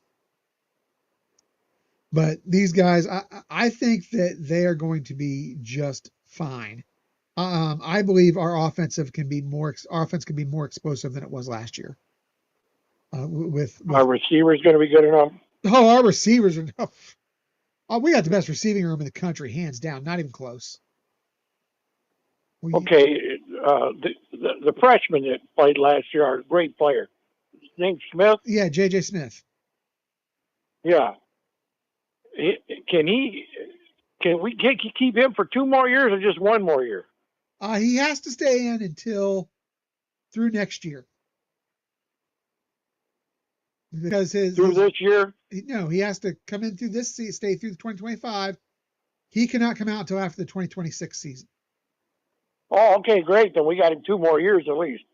Yeah. So look for every receiving record in Ohio State history to fall. You know, as great as he was, there was 3 or 4 games where they shut him down to 1 catch in the second half, and that was right at the end of the Notre Dame game. I hope we can find ways to get him the ball more than we did when we had the other quarterback. Yeah. Let me tell you, I think we'll see new and creative ways to get all of these guys the ball. Right. And here's the thing. I'm really confident that if a team double team or brackets JJ to try to limit his catches, first of all, I think he'll still get his. Yeah. And I don't want to put this on the kid as far as labeling him because it's not exactly the same, but it's kind of like when you had Michael Jordan on the floor. You just gave Michael Jordan his points and just tried to stop everybody else. I kind of feel like that's a philosophy a lot of teams are going to have to take. Because if you spend all your time double and triple teaming JJ, bracketing him, then you've got Carnell Tate, you've got Brandon Ennis, you've got Porter, you've got Rogers, you got all these other receivers that are just going to eat you. Mylan Graham, you've got receivers that are going to just dissect you if you spend all your time and all your energy trying and really all your resources to try to cover just JJ. You can do that if you want. That they're gonna eat him alive. That kid's got great hands. Oh yeah. He reminds me a lot of Chris Carter. Yeah, and I actually said it before last season started, and Eric laughed at me. He made fun of me when I said this last year. But I said before the season started, I said, you know what? This is the best player in all of college football right now. Without him ever even catching a pass, I said, this is the best player in all of college football right now. And I think he went out there last year, and I think he proved me right. Because he was absolutely tremendous. Well, I tell you, we're going to have to work really hard because Texas landslided Michigan last year when they thought they were going to win a national title, and they lost 5 games. So we got to be ready when that season starts. Here's the thing. I look at Texas, and they're a good team. But understand, if any team lost as much or more than Ohio State, it might have been Texas as far as what they've lost in the talent pool. They, again, yes, they've got Arch Manning. But to me right now, Arch Manning is nothing but somebody who's riding the coattails of his name until he gets out there and proves it on the field. Yeah, he got out there. He played a little bit last year. But I was not overly impressed. He was good, but I didn't think he was elite. So he's in his first starting assignment too. So, I just feel like everybody who's so enamored by Texas right now might want to just cool their jets on it a little bit. I'm not saying Ohio State's going to run them out of the building. I do feel like Ohio State could beat them by 10. But I could also see a world where. Well, you know what? Football is a team sport That's more than correct. anything. So as long as we get our team nice together, we'll do great. We'll do great things. I agree 100%, and I think they're on point with that. All right, Ray, I've got a couple more callers in queue. I'm going to let you go. Okay, God bless you. You have a great night, Ray. God bless you. I'll pray for your family. You pray for mine. All right. Yes, sir. IO. Go Bucks. That was Ray.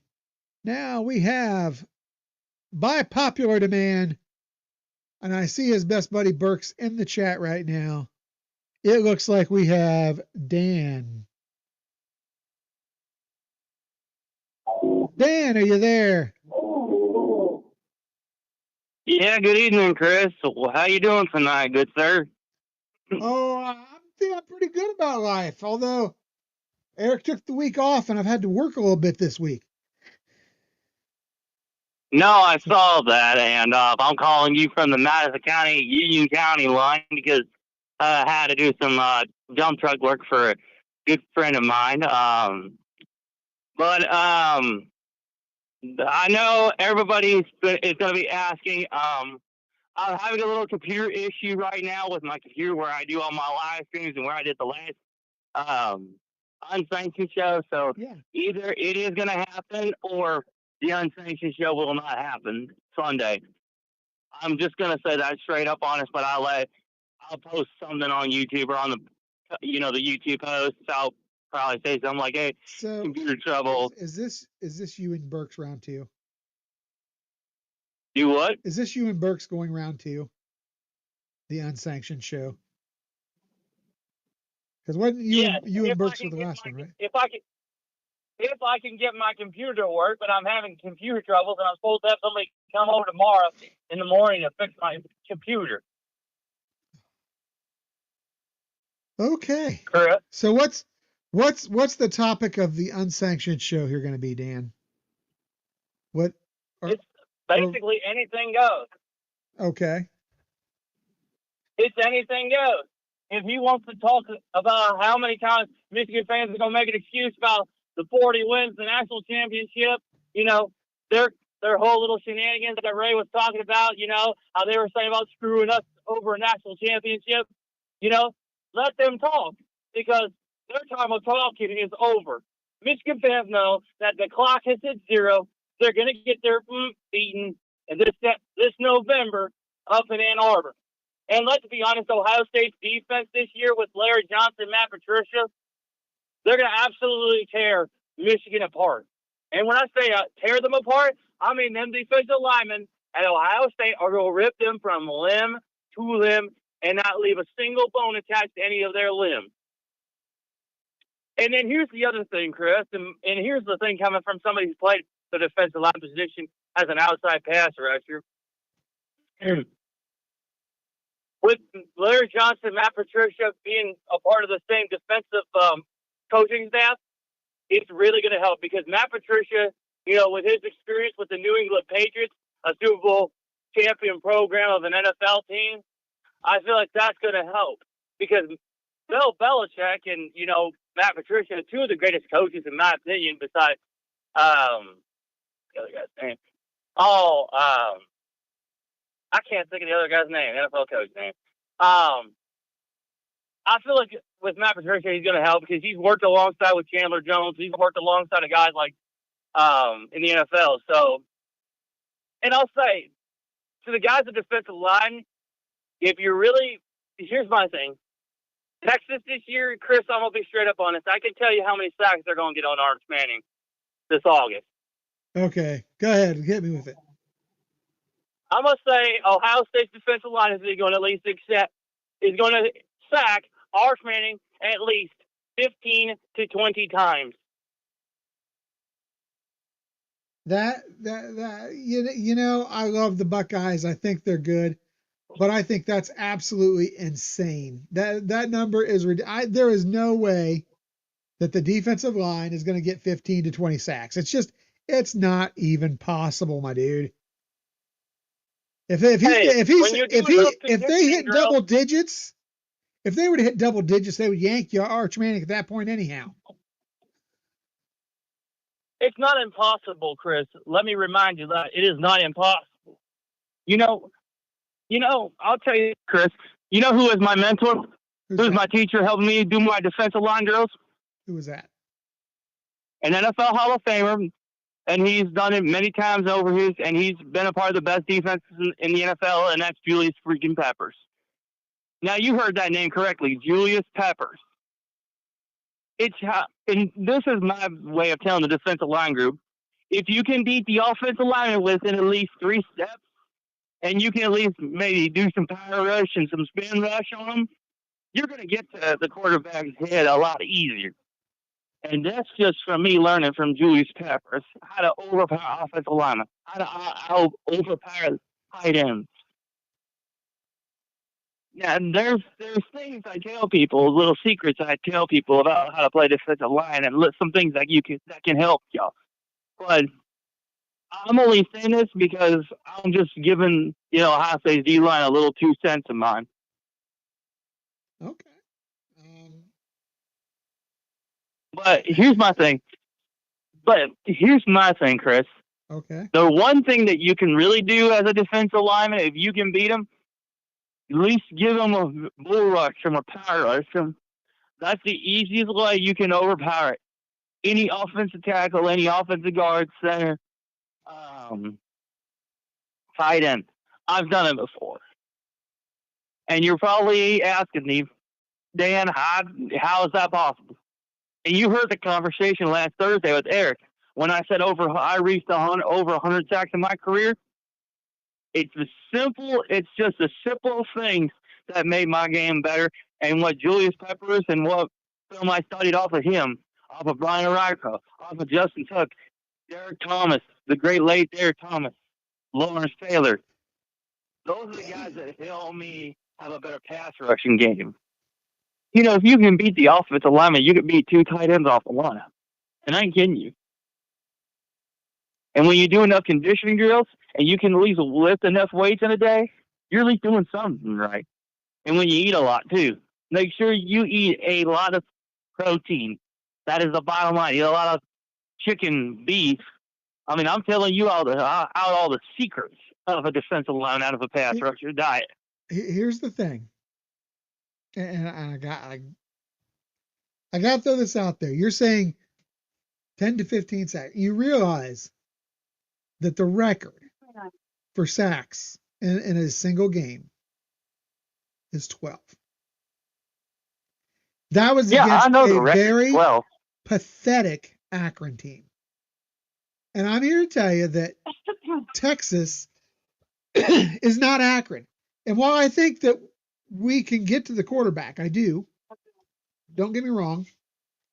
There's just no way Ohio State's going to go in and set a new record for sacks against that Texas team in week 1 of a new season, starting out with, a whole new front four.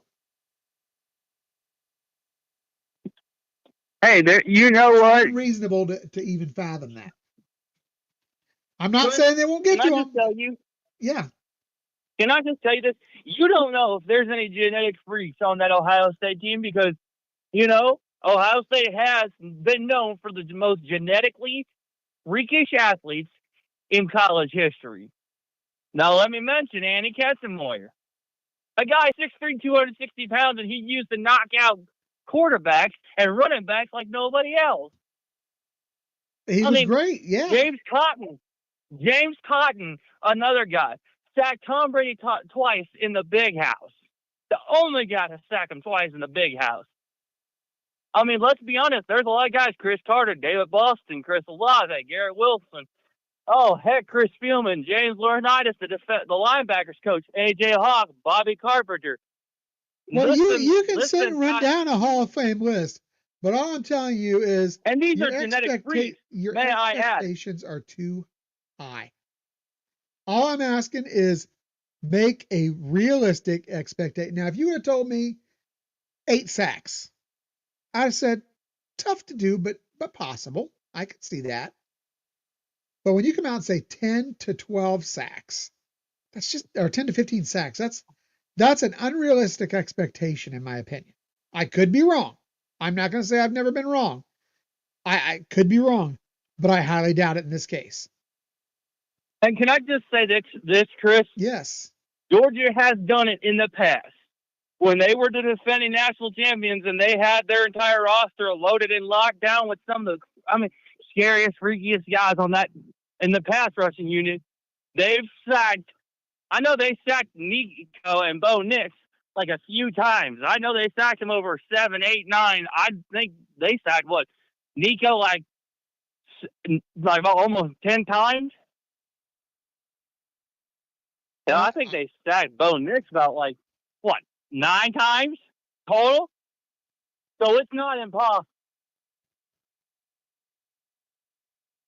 Okay. Well, we have reached our 10-minute point, Dan, but we've got to go move on to the next Hold on, Chris. Hold on. Let me just say this so we can get through your skull right here. I'm going to be straight up honest with you. If you are doubting the Ohio State defensive locker room for one single second, you at least probably ate something wrong today, or you drank something wrong, or you drank Okay. Here we go. And I'm just going to leave it at this. It's this simple. I am putting a realistic expectation on the team. I am not doubting this team. What you are spouting is absolute insanity. My dude, you have lost your ever-loving mind. Insanity. You're talking to somebody who's got over 100 sacks on his record. Let me tell you something. I had to drop that call, guys, because if this guy's got 100 sacks, they're probably a bunch of bags from the grocery store. This guy's a lunatic. We talk about the lunatic fringe. That guy's an absolute lunatic. 15 to 20 sacks. Are you kidding me? Dan, call back in when you get a grip on reality, okay? My dude, you have lost your ever-loving mind. And don't come on here and start yelling at me and questioning what my motives are. Get it together, Skippy. Whew.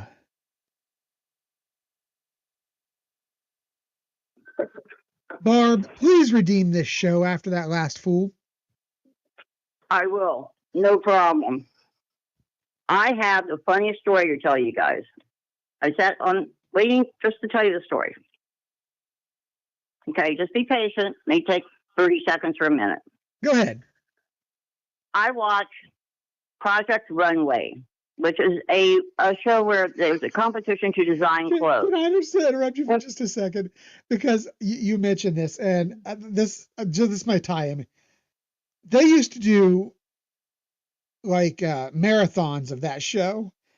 And my ex-brother-in-law and I sat on his couch one day, and we sat down, and we were just kind of sitting there enjoying some food and a few adult beverages. And we sat there, and we started just sitting there because it was on the TV, and neither one of us wanted to go get the remote. Do you know that 40 hours later, the two of us were still sitting there watching that marathon, did not go to bed.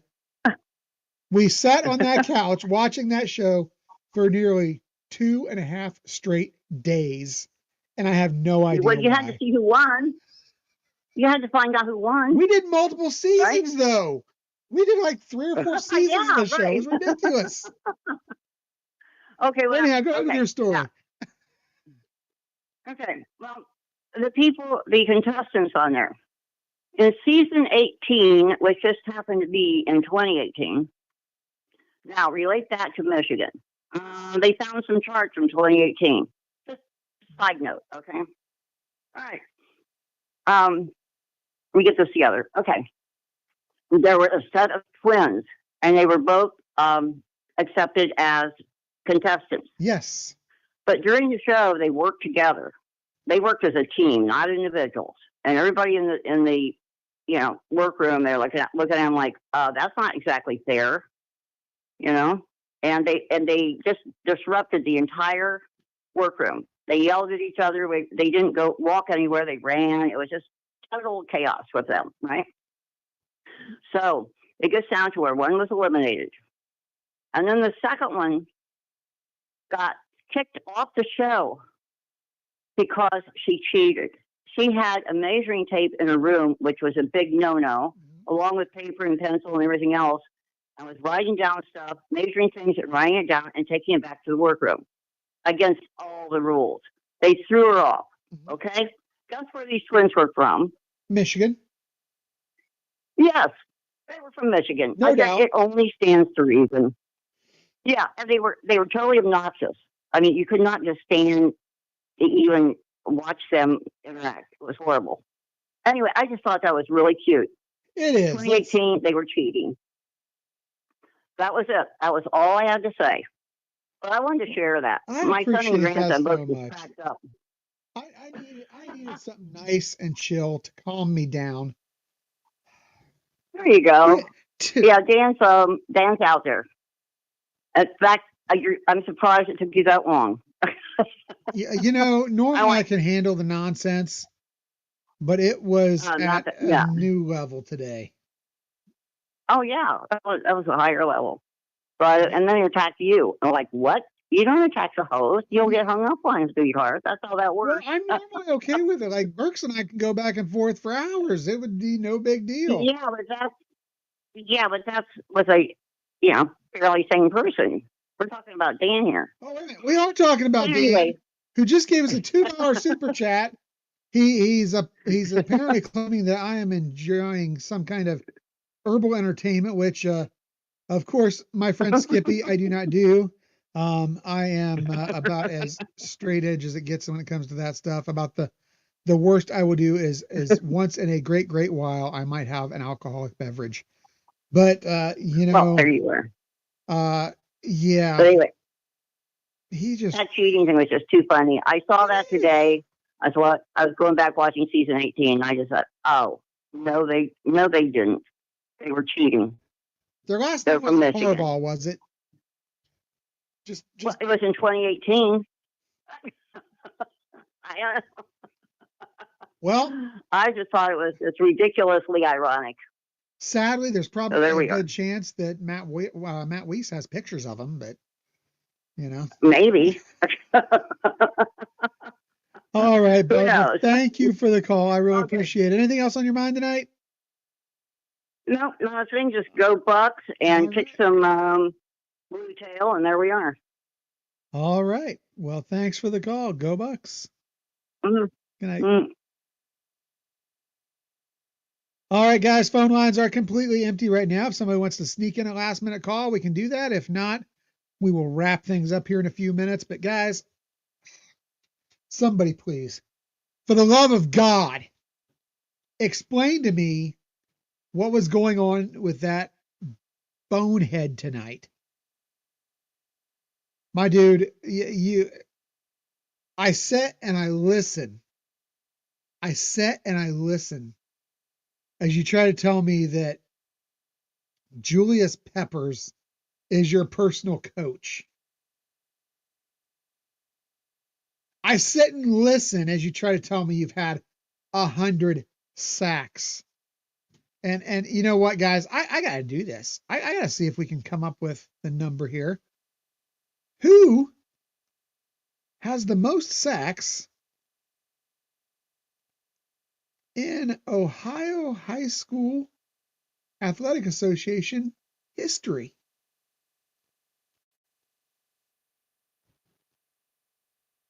Well, let's see. There's most interceptions.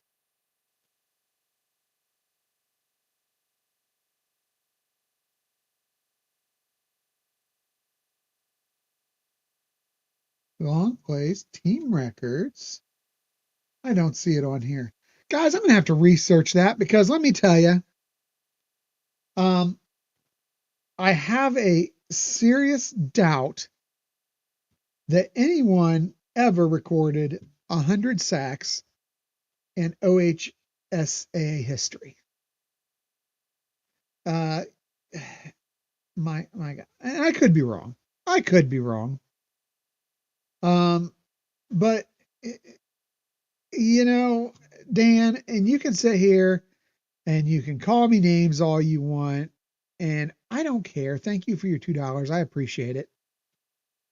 But my guy, I don't know what you think calling in, spouting off this wild stuff, just thinking that it's okay. You know, my dude, I don't know. I don't know whether Burks has gotten in your side of your head or what. Burks, did you break Dan? Is that what happened? Yeah. You know, I'm willing to let anybody call in and talk about pretty much whatever they want. But when I'm trying to rein you in, when I'm trying to keep you at realistic goals, realistic expectations, don't attack my fandom because I'm trying to bring you to a point of realism. It's time maybe you get your head out of your backside, look at all the comments in the chat, and realize, my friend, that you need to rethink, or maybe not even rethink, just think before you speak. If this is coming from a point of ultimate confidence, hey, I love it. I love your confidence. I love your enthusiasm. But my guy, making up stories and throwing out wild accusations, throwing out wild numbers, attacking other listeners, that's not going to fly. So Dan, I welcome next week. If you want to call back in, I'm cool with that. We can try to work this stuff out. If you can come in and use your grown-up voice, I'm perfectly fine with that.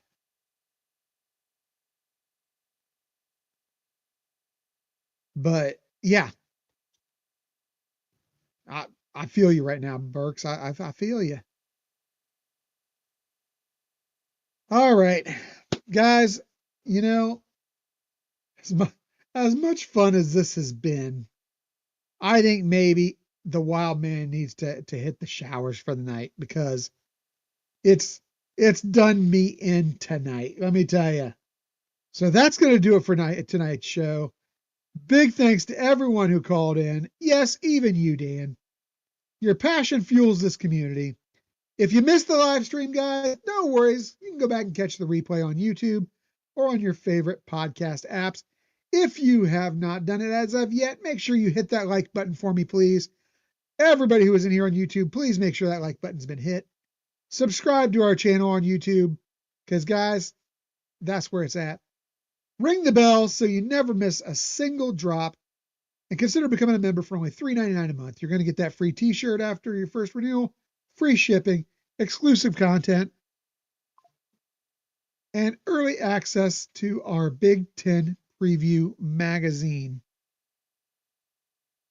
So that's it for me, the Wild Man, Chris Wilds, filling in for Buckeye Boggs.